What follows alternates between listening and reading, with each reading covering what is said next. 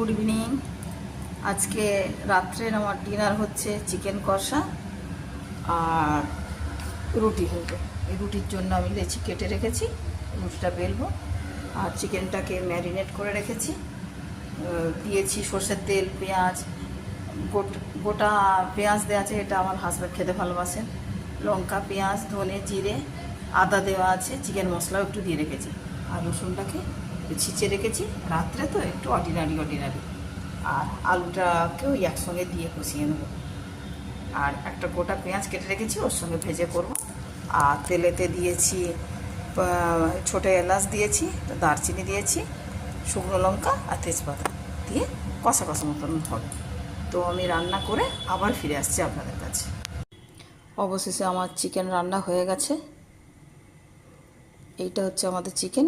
একটু সামান্য একটু গ্রেভি রাখা হয়েছে, রুটি দিয়ে খাওয়াবে তো এটা করেছি। আর এই রুটিতে তখন আপনাদের দেখিয়েছিলাম, রুটি হয়ে গেছে। আর স্যালাডে শসা আর কাঁচা লঙ্কা। তো ভিডিওটা যদি আপনাদের ভালো লেগে থাকে তাহলে লাইক, শেয়ার আর সাবস্ক্রাইব করে দেবেন। দেখা হবে অন্য কোনো ভিডিওতে। নমস্কার।